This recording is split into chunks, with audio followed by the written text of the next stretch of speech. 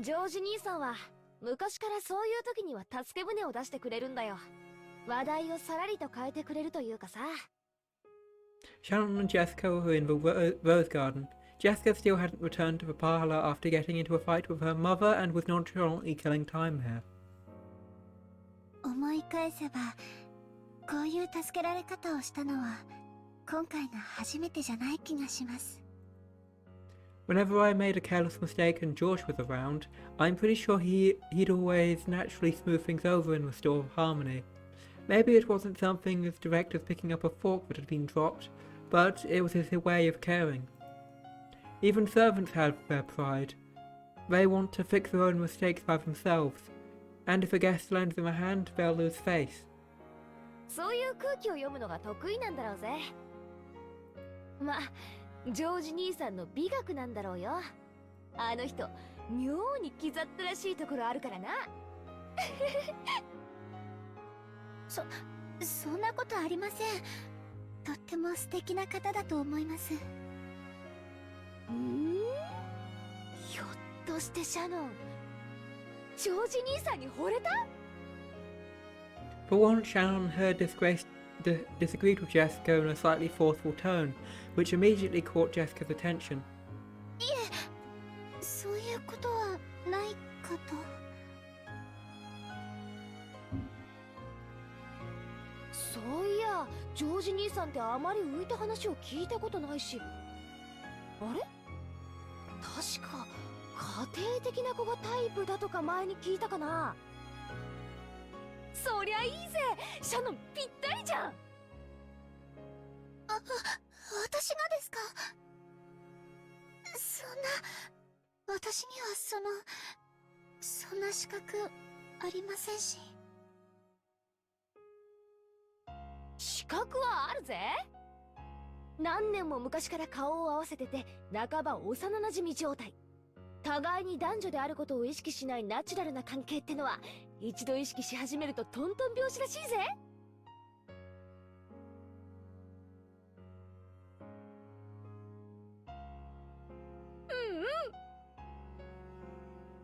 Jessica loved teen magazines with this kind of story, and she was always getting excited talking about the kind of thing with her friends.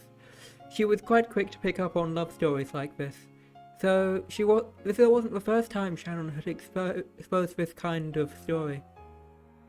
But this certainly was the first time she started thinking of George as a member of the opposite sex. She was furniture while George was an honoured guest and a member of the Derumania family.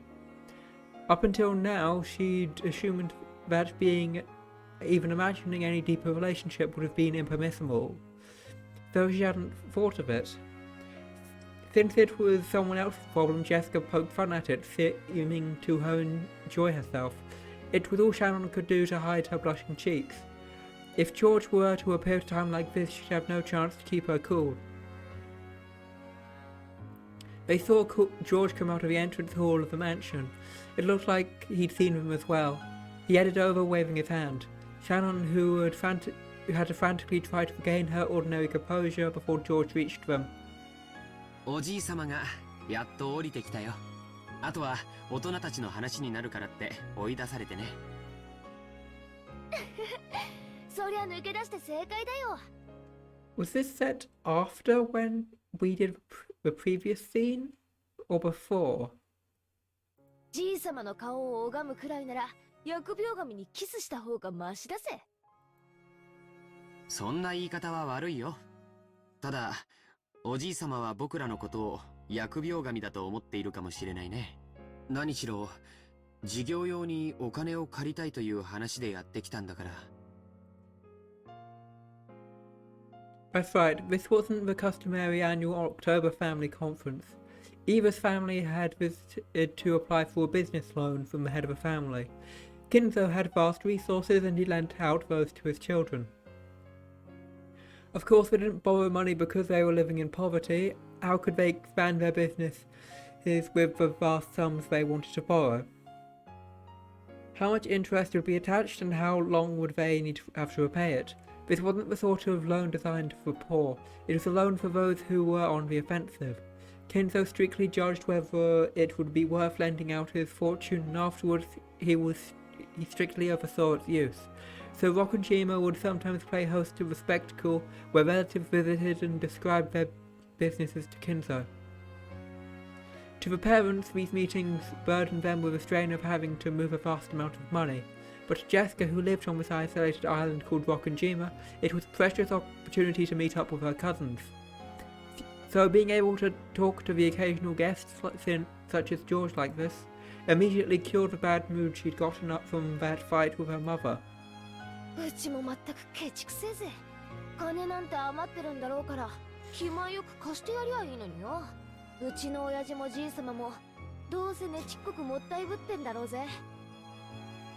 お金を貸すとき慎重になるのは当然のことだよ。もちろんうちの父さんも借り入れた分で事業を拡大し、しっかり返却できるプランを持って訪れてる。あとはプレゼンテーション次第ってところだろうね。本当は脇で見させてもらって勉強したいんだけど、母さんに追い出されちゃったんだよ。ちょっと残念かな。親方様はクラウス様やエヴァ様のことを今でも子供の頃と全く変わらないように叱られるようです。そんな姿を息子のジョージ様にきっと見せたくないのでしょう。Shannon hung her head. She thought back to the scene familiar to those who worked in the mansion. Even Kraus, who acted haughtily towards his siblings, was still treated like a child only to Kinzo. Shannon herself had often seen Kinzo slap Kraus and tell him to sit up straight. It was probably very embarrassing to be coerced like that at this age. Taking care to avoid being present at times like that was one of the important responsibilities held by the servants working here. However, the fact that Shannon had ended up witnessing such a scene meant she'd messed up at least once in the past. そうだろうね。それを察して姿を消すのも子供の務めかな。それにしても今年もこの庭園の花は本当に素敵だね。George stretched out as he said that, and he smoothly changed the subject away from one that is a little gloomy. This time Shannon noticed it too. This person, George, could sensitively figure out a situation and always change the subject to something harmonious out of kindness. It was so smooth that Shannon hadn't noticed until this day. Today, Shannon had to admire the way George did that. Of the boys close to Shannon's age as she'd known, all of them had been classmates during her period of mandatory education. But they had all been young, none of them possessed the composure George had. Mere moments ago he'd just been another guest, but right now she couldn't help to think of him as something more. However, such thoughts were mere distractions from her work as a servant. Shannon tried to chase them away with a knife and shake her head. どうしたんだよ。いえ、何でもありません。お茶のご用意をしましょうか。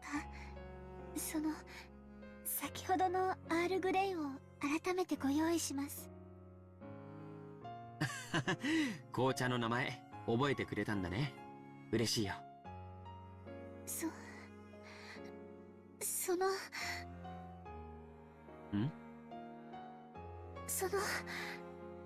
さっきはお気遣いはありがとうございました。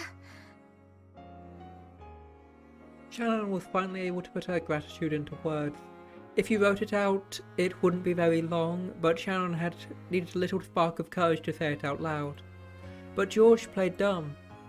何のことだい？お礼を言われるような覚えはないけど。He seemed to be playing the gentleman in his own way, letting her know that he wasn't doing it out of desire for gratitude. George's response seemed to be a little more or less exactly what Jessica had predicted. So she couldn't help but burst out laughing. なあ、こういうところ気ざったらしいだろ。いえ、そんなことは。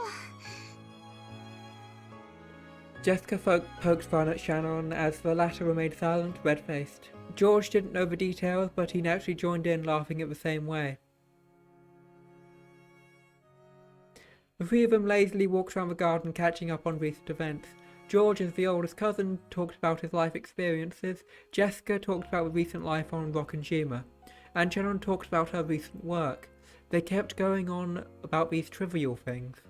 Even when Shannon heard the others talk about deeply interesting things, she never felt any particular interest in the content of their stories. She was nothing more than a servant and had no intention of delving into her master's lives. She simply wanted them to enjoy their time speaking with her, and would only pretend to listen intently and nod at the right moments. But for some reason, the things George talked about today seemed to catch her interest powerfully. Even things she'd normally ignore felt they contained a trace of kindness behind the words. For some reason, she wanted to know more about George, no matter how trivial. She stared fixedly at him, even though she thought that as far as looks went, this Ushimaya George was probably about as average and didn't stick out in any particular way. But he was diligent, serious, and had a deep prudence which allowed him to understand people's hearts and show concern. He'd never noticed these things before now. She may not have met him many times, but she'd known his face for many years. Even so, she hadn't noticed up until now. Shannon, embarrassed by her own obliviousness, blushed. George, perhaps thinking that Shannon would listen intently to his stories, kept talking happily at length about things he'd done and seen. But Jessica didn't miss the slight change in Shannon, so she decided she'd change the conversation to a topic she was sure Shannon was most interested in. そういやさ、ジョージ兄さん、いい加減に彼女とかはできたわけ？なんだい、やぶから棒に。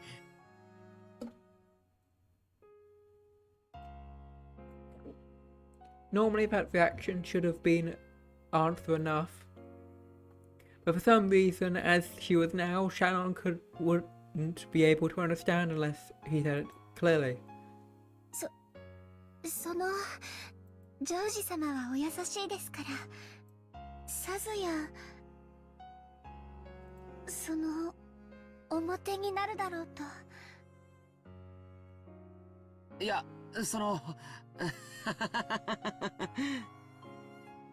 よせよシャノン、そういう追い詰め方はかえって意地悪だぜ。私は別に意地悪のつもりは。嬉しい勘違いをありがとう。残念だけど、特定の一人の女性とはまだご縁がないよ。見ての通り、容姿も並以下だからね。女の子を楽しくさせてあげられるような気の利いた話術もないし。そんなことないと思います。I like that George has new facial expressions in this. それに男性の魅力は容姿では測れないところで決まるんじゃないかと思います。だからそのジョージ様はとても魅力的な男性じゃないかと思います。Shannon was being uncharacteristically verbose. She hardly ever spoke at such length. George seemed fairly pleased to hear someone applaud his charm like this, but he was just a little surprised at this sudden high praise. Jessica now had her guess was spot on, appeared to be barely holding back her laughter. ありがとう、シャノンちゃん。僕に魅力を感じてくれるような寛大な女性に早く巡り会いたいね。きっと巡り会えると思います。ジョージ様の本当の魅力に気づいている女性はきっといえ、大勢いらっしゃると思いますよ。She probably wanted to say that there was at least one girl very close to him. Shannon avoided saying that much, drawing a final line as a servant. そうかな。さすがに照れるね。He probably never have been praised this highly by a girl before. George's face turned as bright as red as Shannon's. As she watched the two of them, Jessica giggled sadistically. ジョージ兄さんもやがては素敵なパートナーと出会うだろうけどさ、今のままじゃきっと上手にパートナーをエスコートできないと思うぜ。勤勉でいらっしゃるようだけど、そっちのお勉強はからっきしみたいですよ。悪かったね。その勉強はこれから少しずつしていくよ。相手もいないのにどうやって？恋愛映画でも見る？それとも秀吉おじさんに習う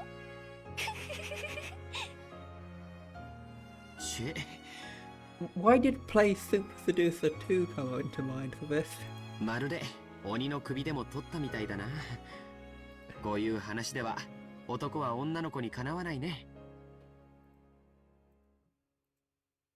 Normally, when George and Jessica got together, their parents would say George is diligent and admirable, and Jessica is lazy and rude. So it was probably unbearable fun for Jessica to have their roles finally reversed. George realised this as well, so he resigned himself to be the one getting teased for once. ジョージ兄さんさえいいならさ、シャノンでちょっと練習してみたら？シャノンを一日退屈させずにデートに連れてくんだよ。どうよ？そんな、お嬢様。When she heard Jessica's audacious plan, Shannon's face turned bright red with a poof, and a donut of smoke started to rise from her head. それはとても魅力的な提案だけど、シャノンちゃんに悪いよ。彼女の貴重な休日を奪うだけじゃない。彼女が本当に思いを寄せる人と二人きりで過ごす聖域に僕が割り込んでしまうことになる。Okay, そんな無粋なことはできないね。so this is set before the first scene. 私もその思い人とかそういう人はいませんので、そういうお気遣いは無用なのです。But get a room already. Shannon's blood had rushed into her head and looked like, even though she didn't know what she was babbling about, Jessica, who knew how Shannon normally was, seemed to be finding this hilarious. She couldn't hide her cackling laughter anymore. そうなのかい？シャノンちゃんみたいな可愛い子が独り身なんて信じられないね。私使用人ですから、その男の方との縁なんてありませんし、ってことは、シャノンも将来素敵な男性を射止めるために交際の練習が必要だってことじゃないのかよ。つまり二人とも互いの思惑は一致するわけだ。なるほど、こりゃいいぜ。Jessica irresponsibly cheered the two of them on. By now, even George was hanging his head and turning red. ジョージ、さっきから呼んでるわよ。聞こえないの？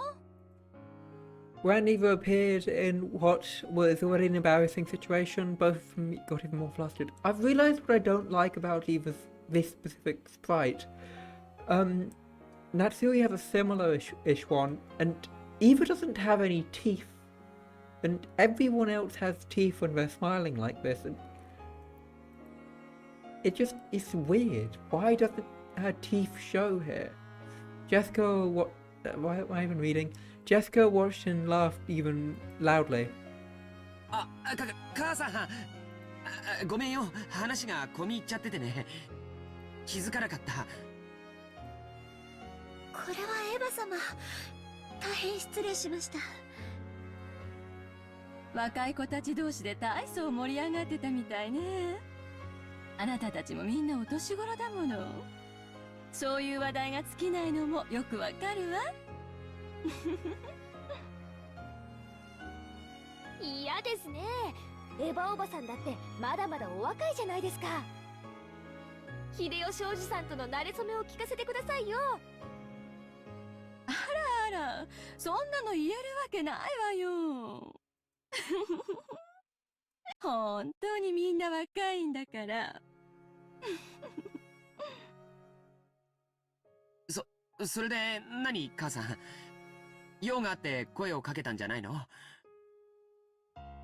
お父さんたちの話が終わったわ。おじいさまにあなたの話をするからいらっしゃい。僕の話？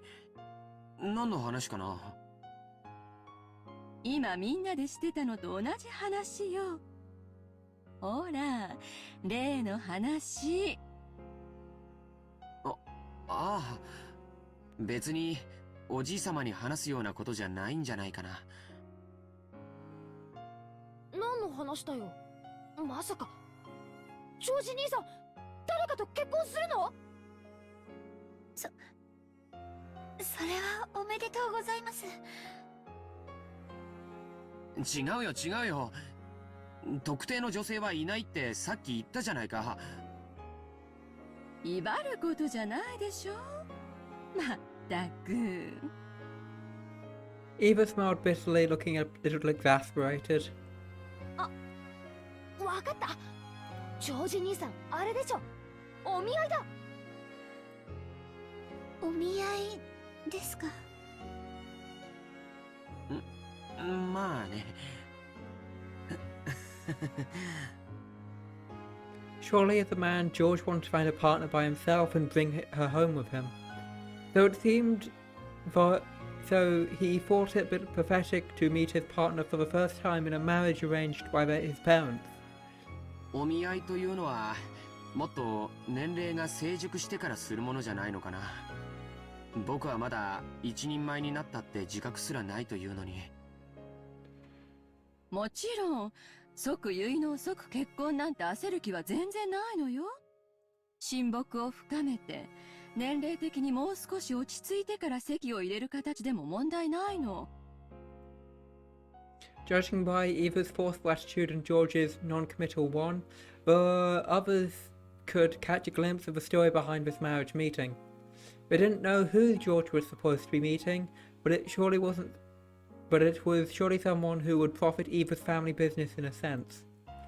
The fact that they'd be satisfied with a mere engagement to deepen the friendship between two families rather than an intimate one made it feel almost like a political maneuver.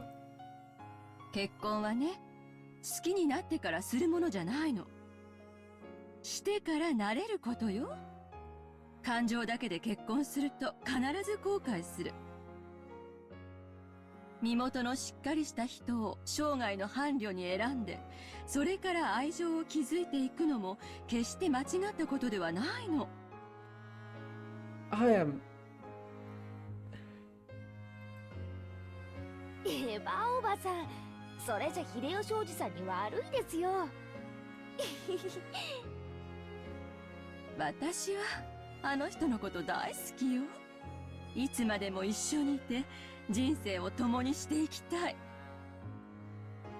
エヴァ様、素晴らしいです。本当にご立派です。ありがとう。でもその気持ちは二人で夫婦をしていくうちに育んだものよ。そして今の私たちより未来の私たちの方がもっともっと仲良しだと信じてる。Okay, so the first thing that popped into my head was they're gonna get murdered and like stitched together or something. 私は夫婦はそういうものがいいと思ってるの。だからって好きでもない相手と結婚してもいいって論法にはならないと思うけどな。だからって好きな相手なら誰と結婚してもいいという論法にはならないわ。結婚は一瞬。でもその後の夫婦生活はずっとずっと長いの。だから一時の感情に任せず慎重に相手を探すべきなの。そしてそれは人生経験の未熟なあなたよりお母さんたちの方がうまくやれるとは思わない？それはそうかもしれないけど。あなたは私の自慢の一人息子よ。どこへ出しても恥ずかしくないくらい立派に成長してくれたわ。バトラ君は籍を抜け、あなたが今やお父様の血を引く唯一の男孫。あなたにふさわしい相手は慎重に選ばなくてはならない。 As everyone related to the Ushiromaya family knew, Eva adored George immensely. But that didn't mean she had pampered him. She had been strict with him and raised him into a wonderful boy who wouldn't betray her expectations. That is why she treasured him so. あなたの相手は決して母さんたちの損得で決めてなんかいないわ。 I'm not so sure about that. あなたにふさわしい本当に素晴らしい女性に母さんが合わせてあげる。今はあなたの中にある青臭い若さがそれを疎むかもしれない。でもこれだけは母さんの言うことを聞きなさい。私があなたのためを思わなかったことが一度でもある？それはないけど。今はそれで結構よ。さあ行きましょう。お父様を待たせてるわよ。急いで屋敷に行きなさい。じゃあごめんね、二人とも。また後で。 George bowed to the two of them, and after bowing once more to Shannon, he dashed off to the mansion. じゃあおばさんも行くわね。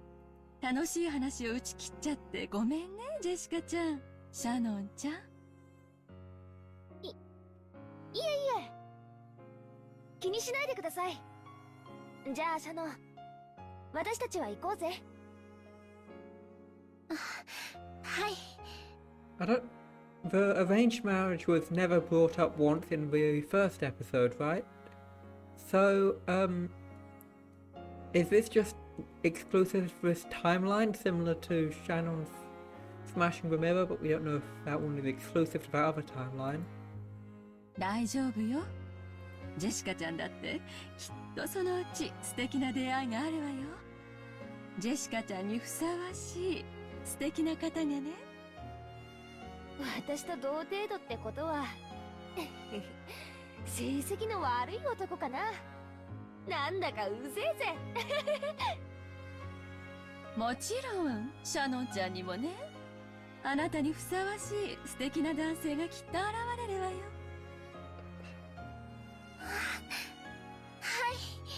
I think that's supposed to be more of an insult, but ありがとうございます。 go off. As Eva giggled and smiled, she approached Shannon's ear with her hand over her mouth as she was trying to tell her a secret. 使用人風情のあなたにぴったりの相手がきっと見つかるわよ。義務教育に行かせてもらった恩も忘れて身の程を知りなさい。そんなつもりは。私。ジョージはお父様の血を引く孫の中では嫡男に当たるのよ。ひょっとしたら未来の後宮家を背負うことになるかもしれない人。その期待に応えるためにたくさんの勉強を重ねて素晴らしい大学に入り素晴らしい成績を残しているわ。そんなジョージと無資格無教養な使用人風情が釣り合うと本気でお思い。 Those malicious words all poured into Shannon's ear without spilling a drop. To Shannon, it was like cold water being poured in there. 私は。そんなつもりは。 This was all whispered to Shannon in secret, and with the same smile as before. Jessica, who could only see Eva's expression, didn't think it was anything other than Eva telling Shannon some embarrassing story about love. With their secret conversation ended, Eva patted Shannon's shoulders as though she was urging her on. 大丈夫よ。あなたにぴったりのお相手がきっと見つかるから。ね。Okay. This isn't something you say unless you're trying to be condescending to someone. じゃあね、ジェシカちゃん。また後でね。How would Jessica not know this? はい、また後で。秀吉おじさんとの話、その時聞かせてくださいね。いやよ。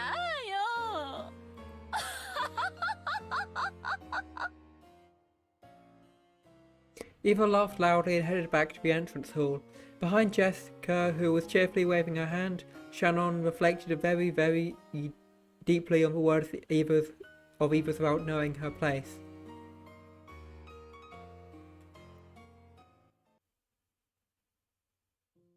It's time for me to take a serious look at how full of myself I've been acting. I forgot, I'm furniture. Furniture isn't human. So I'm a being who must feel gratitude even for being treated like a Wait.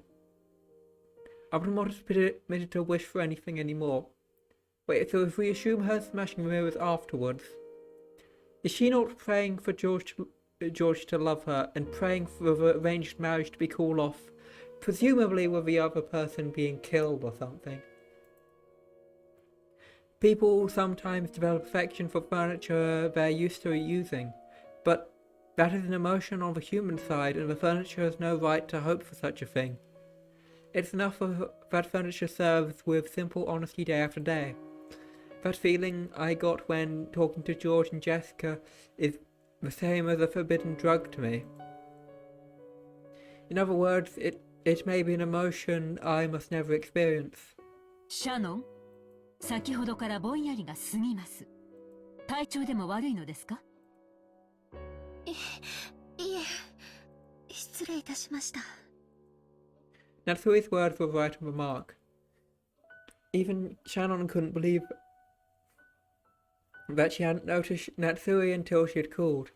Normally it was essential that she was focusing on her cleaning at this time of day, but she'd spent all the time sighing and hardly making any progress.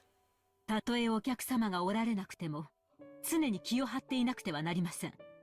そんな様では、後ろ宮家に仕える使用人として情けありませんよ。はい。以後注意します。もうじき、当主様と主人がお帰りになられます。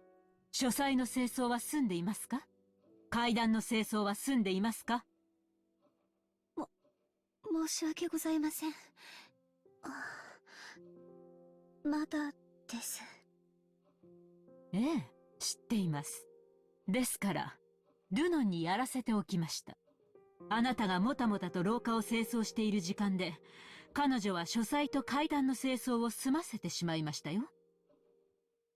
それは、丁寧にお掃除をしていたから、時間がかかってしまって。Shannon was simple and honest, so she would always carry out her work and task as serious as possible without any omissions. She was always slow with her work. In contrast, Lunon cleverly avoided doing extra work whenever it was possible, so she could complete her jobs with a result that looked almost the same to an outsider, but in much shorter time. In other words, she was a shrewd employee. Compared to that, it's possibly fair to say that Shannon wasn't very shrewd at all, talking back to Natsui when Natsui was in a bad mood. Of course, there was nothing that Natsui couldn't stand more than a servant talking back. Her forehead creased and she spoke sternly. And yet her slow, admonishing tone of speech was even more terrifying, and finally made Shannon realize that she said the wrong thing. ならば、存分に丁寧な清掃を心がけなさい。シャノン、あなたにこのまま大広間の清掃も命じます。当主様の大切な絵画が多数飾られ、後ろ宮家への賓客をお招きすることもある大切な広間です。誇り一つ残さないよう、あなたが納得するまで丁寧に清掃なさい。もちろん今日中にです。それを終えて私に報告するまで、食事も休憩も許しません。わかりましたね？はい、奥様。結構。使用人はその言葉だけを口にするように。次の口答えには、より厳しい罰を与えますから、そのつもりで。よく胸に刻んでおきなさい。はい、奥様。ご指導をありがとうございます。どういたしまして。Behaving as though her headache was troubling her, Natsui headed off down the corridor. When she couldn't see any more, Shannon hung her head and sighed. This is what happened when she had her head in the clouds. Even though I'm bad at everything I do, I should be able to at least carry out the cleaning as well as an average person can, right? It's because I can't even perform that very well that I'm crying so pathetically. But what's even more shameful is that not only have I been able to perform a single bit of cleaning well, but just now Natsui was scolding me. I imagined the person appearing and rescuing me. If only George were here. Would he casually step in and save me? Surely he'd show up cheerfully, intentionally acting as like he didn't know what was going on. Nimbly change the subject and make me forget that I'd ever been rebuked by Natsui. I kept envisioning him, suddenly appearing from the other side of a door, on the other end of the hallway. I envisioned the kind of person that would be an appropriate partner for him in a marriage meeting, and I envisioned how unfitting I was for him. Eva clearly told me. It's been repeating over and over in my dreams. 姉さんは相変わらず不器用だね。奥様は今朝から虫の居所が悪い。黙ってうなずいていればいいものを余計なことを言うから。カノン君。Cannon was suddenly there. His footsteps were always quieter than a cat's, and he never left any trace of his presence. He probably could have stood there forever and she still wouldn't have noticed him. The expression on Cannon's face was one of hatred. He made an expression for Shannon, who didn't know how to do it herself. 奥様も、そしてルノンも地獄へ落ちろ。あいつは奥様がどこをチェックするか知ってて、そこしか掃除しない。さっきの掃除もそうだった。見ていたから知ってる。本当の意味での掃除なんかしてないんだよ。丁寧に掃除する姉さんに寄生してるだけの最低なやつだ。そんな汚い言葉を使ってはダメよ。汚い言葉はカノン君の綺麗な魂まで汚してしまう。だからせめて私の前ではそんな言葉遣いをしないでね。Cannon turned away as though sulking. It was a reaction that hid his true feelings, which were very like Cannon, but it was a little happy. He was getting mad for my sake. 大広間の掃除は大変だよ。僕も手伝う。ありがとう。でも奥様に命じられたのは私だから大丈夫。カノン君にも自分のお仕事があるんでしょ。汚らわしい仕事だよ。僕の魂なんてとっくに汚れてる。Cannon then hugged his head and bit his lower lip. 手伝ってくれるという言葉だけで私は十分。カノン君も自分の仕事に戻らないとあなたまで罰を受けることになっちゃう。そしたら私は悲しい。Shannon knew Cannon's character well. Sometimes he didn't think of himself enough. If I didn't refuse forcefully, he'll help me even if it means neglecting his own job.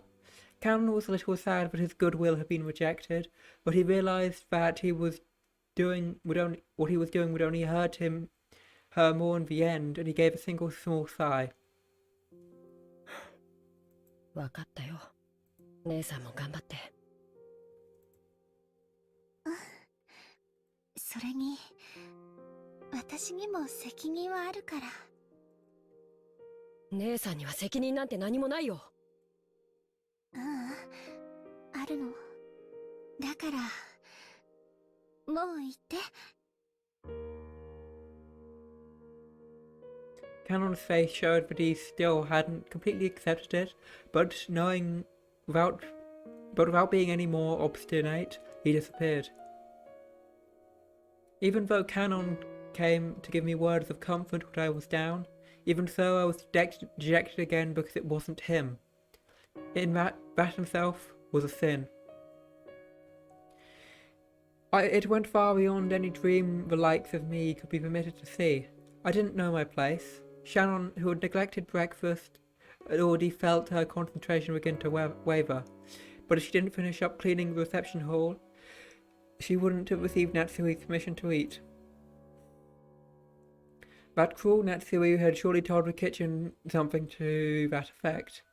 To have respectively received Madame's punishment. That's right. My permission in the world is furniture, and I've been intoxicated by my dream that's beyond me.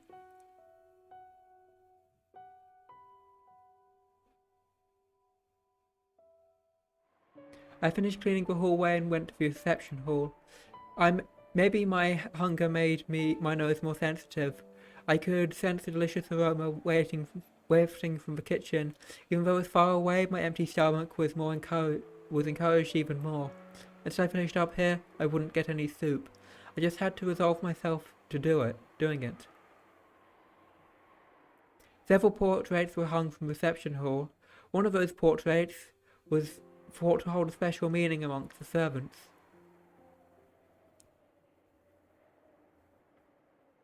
It was the portrait of a witch. That wasn't its true name, but everyone in the mansion called it that. The name of a woman with elegant blonde hair, drawn as the subject of the portrait, was Beatrice. What was whispered that she might have been the former mistress of Kinzo, the family head, and also that she was a great witch who had given Kinzo the gold of the legend. The witch Beatrice, master of the night on Rokkenshima, she was gracious to those who respected her, but she surely cursed those who made light of her. Shannon's character, it was in Shannon's character not to neglect the rules and beliefs of those, such as those. So she felt of the portrait of her other master as that person herself, and she also always treated it carefully, treasuring it. And it had become part of her daily routine to tell the witch, who only existed in the portrait, the secrets of her heart. She was furniture. Furniture doesn't complain. Cannot complain. She had no right to speak her mind about her difficult days. She had no right to open her mouth and say those words. So, as she spoke her mind inside her heart, using words she couldn't say aloud, and protested to the formless witch. Of course the witch didn't answer. She didn't console her or laugh it off. Shannon could only interpret the silence as she liked, as though the witch was responding agreeably. ベアトリーチェ様、みすぼらしい私の話を聞いてください。 As Shannon wiped the dust from the witch's portrait, she spoke that inside of her heart. 私は確かにエヴァ様の言う通り、無能で無教養な家具です。人じゃない。だから恋をする資格などないかもしれません。でもだったらどうして恋を知ることのできる心などお与えになったのでしょうか。 At that point, Shannon held back her tears for a moment. The sound of the rain, which had started falling along with the chilled air in the reception hall, made her feel as though her shabbiness had increased another level. 本当の家具なら心なんかない。だから苦しまない。私も同じ家具なのに。こんな苦しくて辛い思いをするなら、こんな心なんて与えないでほしく。なるほど。家具に心を与えたか。あれも時には愉快なことをする。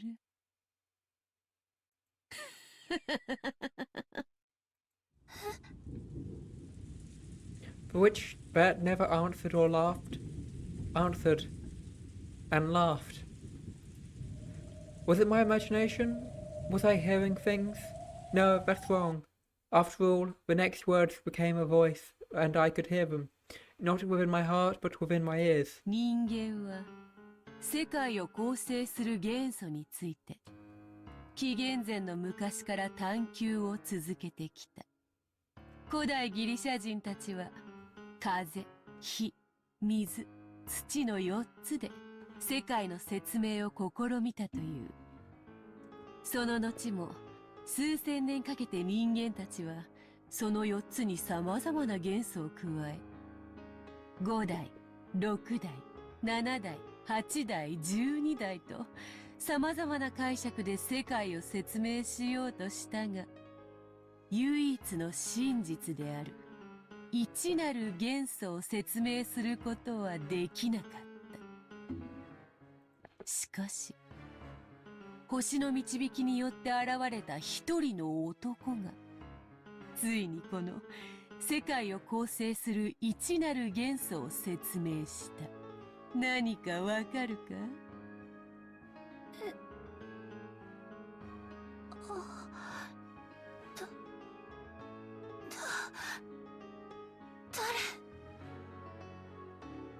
？Shannon fearfully turned around.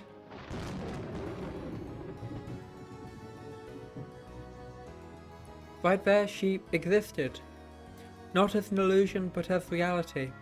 The contrast made by the lighting made it clear that this was no mere daydream. それは愛よ。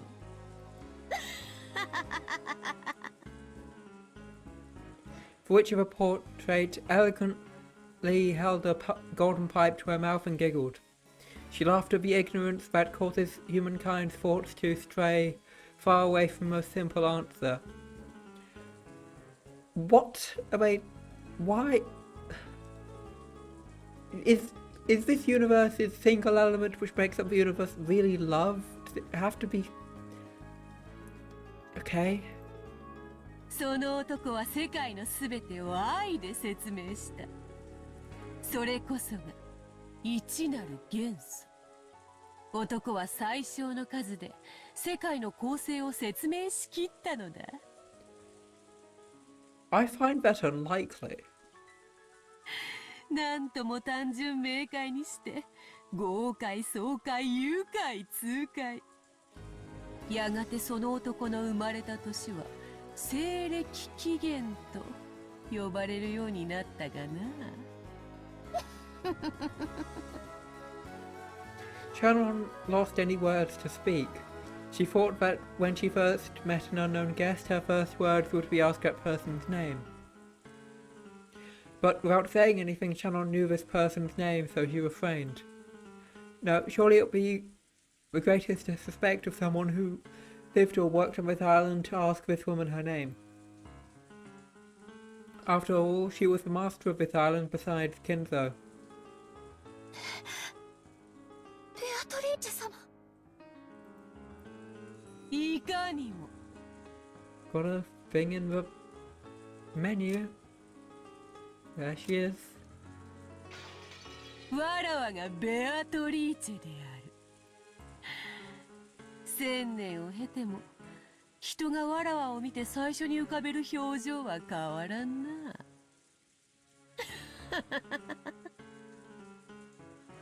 Which giggled at how Shannon reacted and didn't betray her expectations. Shannon realized that she had met the being that mustn't be met with, and she took a step backwards. That's where the wall of the portrait were, so as she gazed at the witch's portrait was touching her back. お前の悩みは愛ゆえよ。それはすなわち世界の一なる元素。But that loops around. That's such weird logic. It loops right around to being pointless. Like, if the single element is love, but the source of everything is love, what? So this is stupid. つまりこの世のすべてだ。それが満たされぬということは世界が満たされぬに同じこと。I think Beatrice is just lying to make Shannon feel better or manipulate her. Sounds like a Beatrice thing to do. それは穴の開いた水筒に水を汲み続けるのに似ている。汲めども汲めども満たされぬ永遠の心の砂漠。人間の基礎にして全てにして現在。わかるか？知識の実を口にしたアダムとイブが知ったのは愛だったのだ。それを知ったがゆえに人は楽園を追われ人足り得たのだ。すなわちそれは愛を知り苦しむからこそ人であること。心優しき娘よ。そなたは誇っていい。それを知った今、そなたはもはや家具にあらず。そなたは今こそ人間なの。我が名にかけてそれを認めようぞ。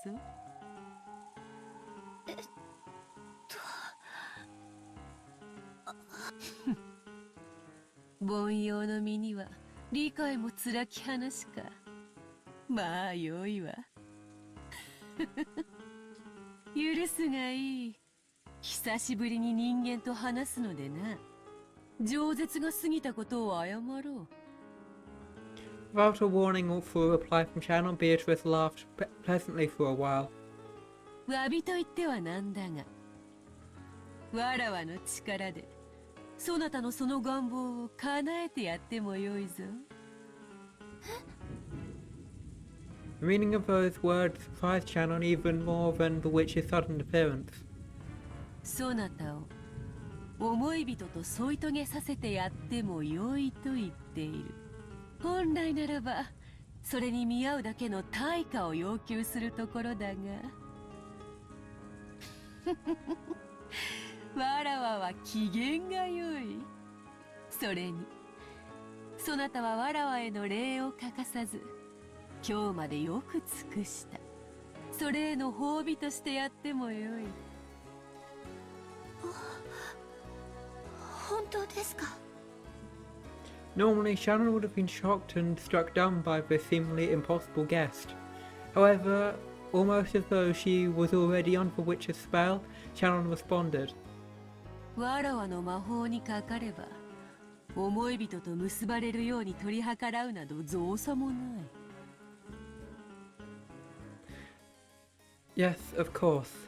Shannon almost said that without thinking, but held back with her last bit of common sense.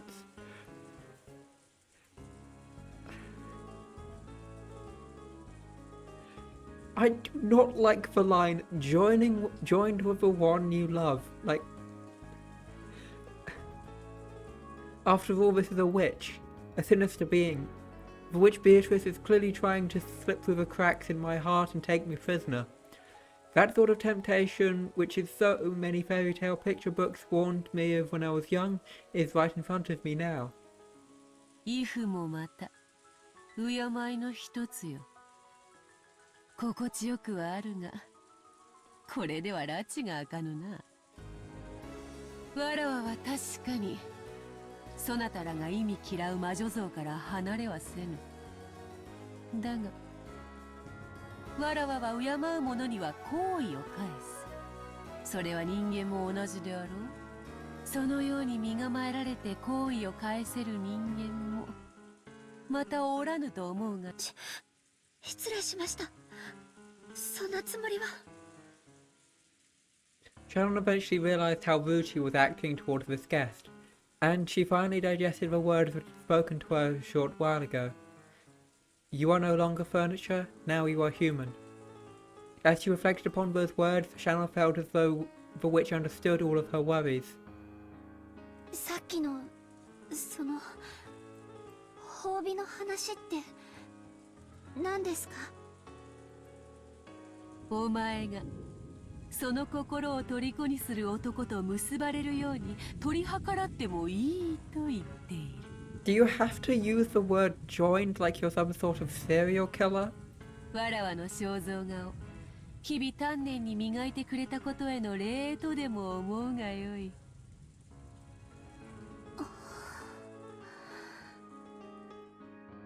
安心せよ。対価は求めぬ。わらわは気前がよい。だがな、対価は求めぬが頼みがある。 Look, here it comes. The part of Shannon's heart sent her a warning. This is what all those scary picture books she'd read when she said she was a little bit warned her この about. 島のすぐ近くの海に岩が覗き、そこに小さな鳥居と祠が設けてあるのを知っているか？ Is it that's supposed to like seal Beatrice, and so when it's broken, that's when everything starts to go wrong. Shannon immediately remembered it. When you reach Rokkenjima by boat, there is a torii shrine, and a shrine on the reef that was too small to be called an islet. I'm pretty sure Kumasawa told me its history, but I can't remember it well. A travelling Shungenja, a kind of holy man, had built it or prayed there or something. ええ、知っていますが、それが何か。魔に通じぬものに一から説明はせぬ。早い話がだな。あれには参っておるのだ。実はな、あの祠の中にある鏡が収められている。それをそなたに割ってほしいというのだ。It was quite a suspicious request. Shannon didn't know the details, but anything stored inside a shrine would have been something sacred. And she wants me to break it? Why would a witch ask a human for help instead of doing it herself? Because she can't. There was no need for Shannon to speak her thoughts out loud. Beatrice responded to Shannon's reasonable doubt before Shannon could give an answer. あの鏡の魔力は、わらわの魔力と相対する。人の言葉でうまく説明できぬな。例えれば、食器の違いとでも言おうか。あの鏡はフォークで、わらわの力はスープなのだ。フォークでスープは飲めまい？ That sounds like a quitter's attitude. I'll drink soup with a fork when I want. あの鏡の押し付けさえなければ、わらわはスープを飲むのにぴったりのスプーンが用意できるというわけだ。それさえあれば、スープも飲めるし、岩ろうだって掘り抜けるぞ。目玉だってえぐり貫ける。だったか？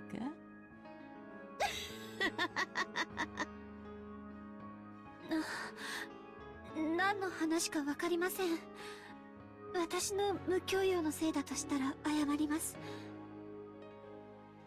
こういうことだ。あの忌々しい鏡をわらわのために割る手間をかけてくれたなら、その褒美としてそなたの願いを叶えてやるということだ。今日のわらわは本当に機嫌がいい。そなたが望むなら願い事を変えて金蔵に授けた黄金を丸ごとくれてやることにしてもよいぞ。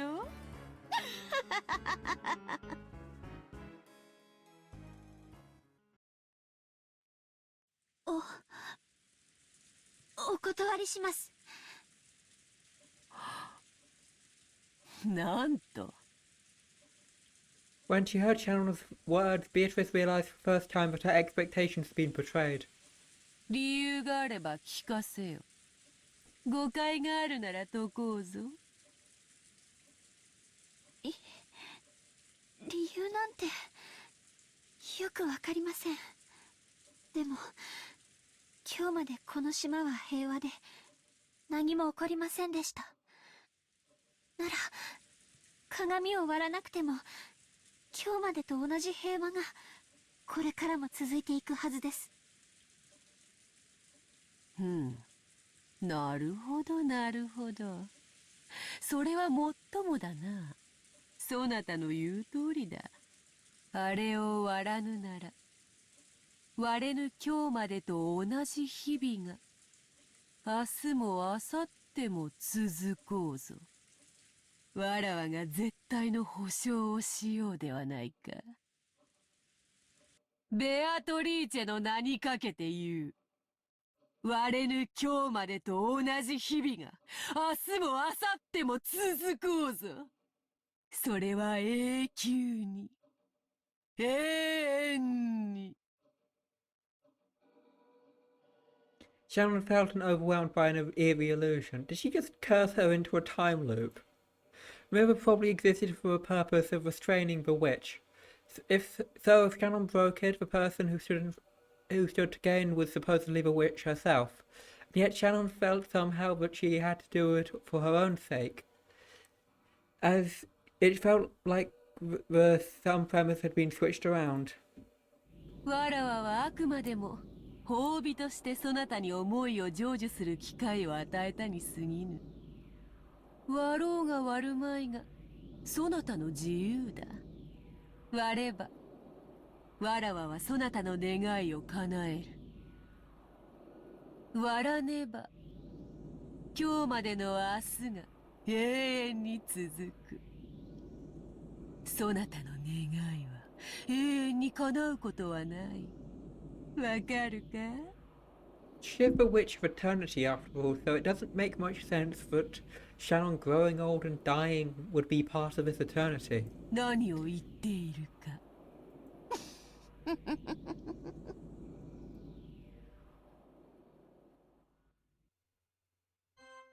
The witch that was speaking, she was pressing Shannon, saying she must break the mirror if she ever wanted to be united with George. It was a declaration that Shannon's feelings would have never been brought to fruition unless she broke it. やめてください。 So could the mirror breaking in the first arc just be a random happenstance? We'll have to see if lightning strikes the shrine after Shannon breaks it. そんなの聞きたくない。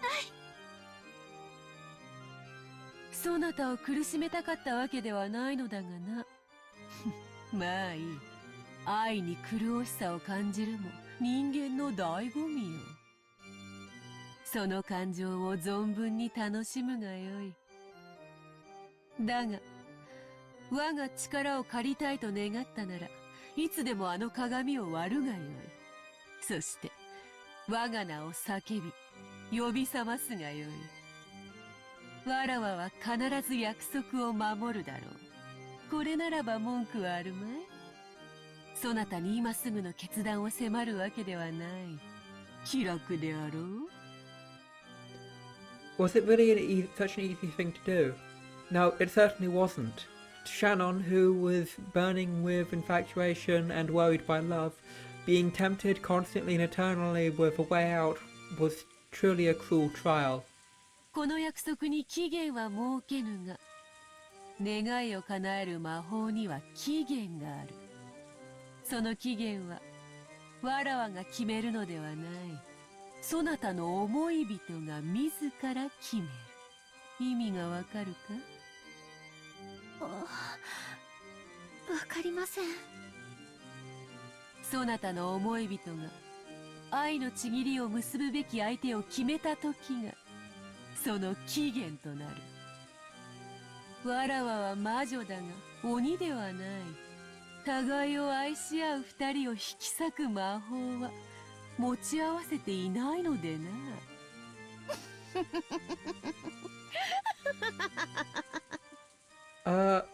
If that's not a lie, then that might be important later. そなたの思い人は近いうちに見合いに臨むそうだな。Wait, no, because Shannon died but George didn't in the first one. I think that is just a lie. そなたは世界で一番その男のことを思っているかもしれん。だが世界で一番ふさわしいとは限らんぞ。わらわは見合いの相手を知っている。その娘は世界で一番後宮ジョージにふさわしい。良い学校を出て良い成績を残し落ち着きがあって思慮深い。お前より美しくお前より聡明でお前よりふさわしい。お前のような無知無能無教養の娘がどうしてふさわしかろうか。お前が一番知っている。お前が一番ふさわしくない。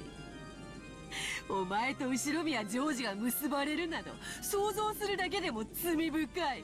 愚かしいことよ。愚かしい愚かしい身の程を知れい。義務教育に行かせてもらった恩も忘れて身の程を知りなさい。ジョージはお父様の血を引く孫の中では嫡男に当たるのよ。 So she is trying to sound like Eve on purpose, okay. ひょっとしたら未来の後ろ宮家を背負うことになるかもしれない人。その期待に応えるためにたくさんの勉強を重ねて素晴らしい大学に入り素晴らしい成績を残しているわ。そんなジョージと無能無資格無教養な使用人風情が釣り合うと本気でお思い？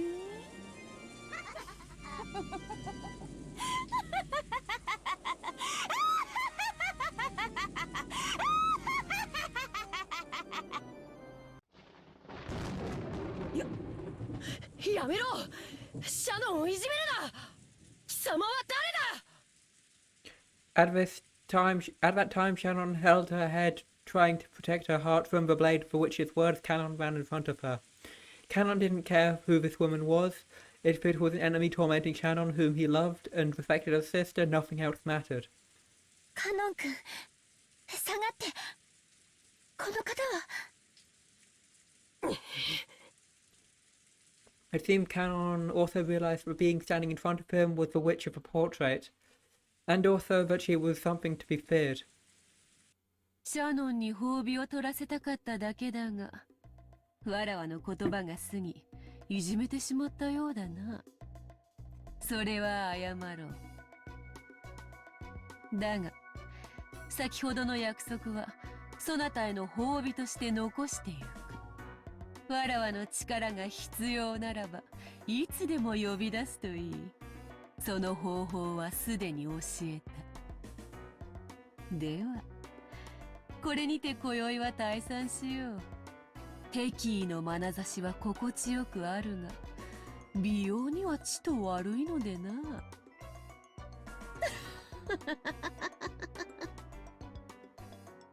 消えろ。お前が何者か知らないが、お前はシャノンを脅かしている。二度と現れるな。 Canon's words seemed to deeply annoy the witch.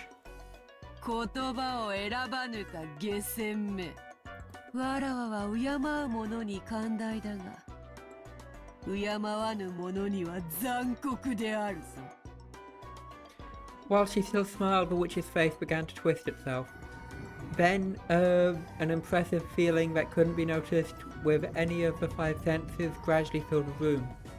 Even though they couldn't understand it, they merely realized it was something terrifying.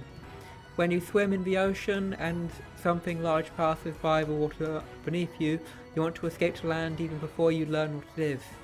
That's exactly what this is like. おやめください、ベアトリーチェ様。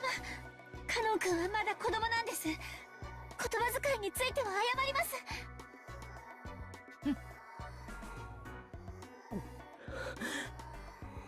Canon placed his body between the witch and Shannon. There was a tense sweat on his forehead. At that time, the witch certainly held Canon's fate in the palm of her hand. She didn't even need to lift a finger.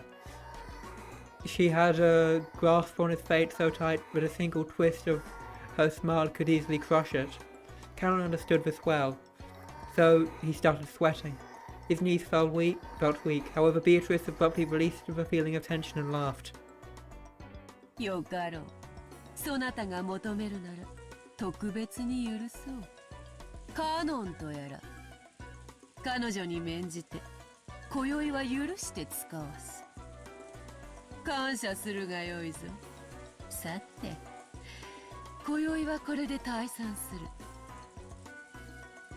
別れの挨拶に、一つ土産を残そう。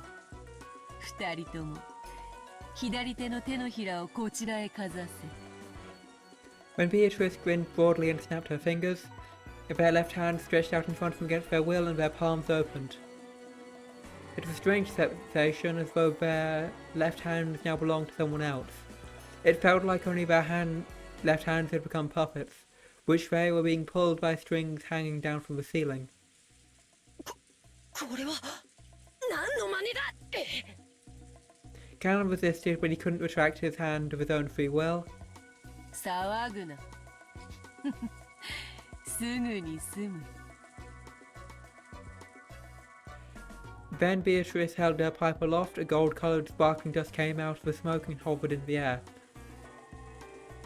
The sparkle eventually became several golden butterflies. The beautiful butterflies danced freely throughout the reception hall, forming a fantastical and beautiful world, and two of those butterflies aligned in the palms of Shannon and Cannon's hands. There was a sharp pain as though they had been burnt. Then the two of them tried to examine their palms and holds on their bodies, which there had been there a second ago, had gone without a trace.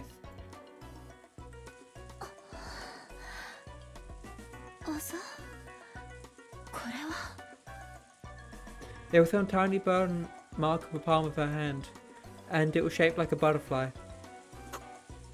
これは何の真似だ。 Apparently Cannon had the same mark on his hand. He stared at the witch hatefully. 単なる挨拶よ。他はない。ただのあざに過ぎぬからほんの数日で言えよう。手当ても必要ない。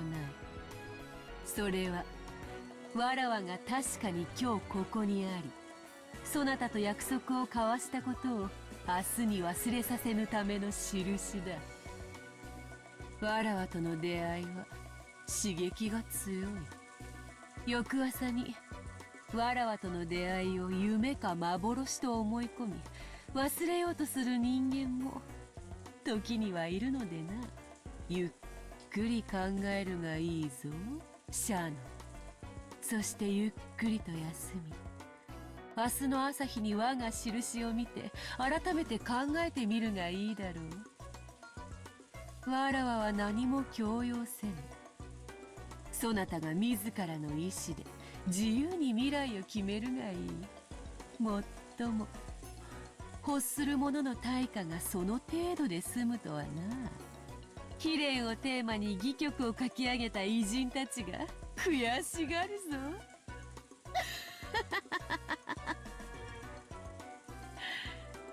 それでは縁があったらまた会おう。久しぶりの会話は実に楽しかったぞ。さらばだ、家具ども。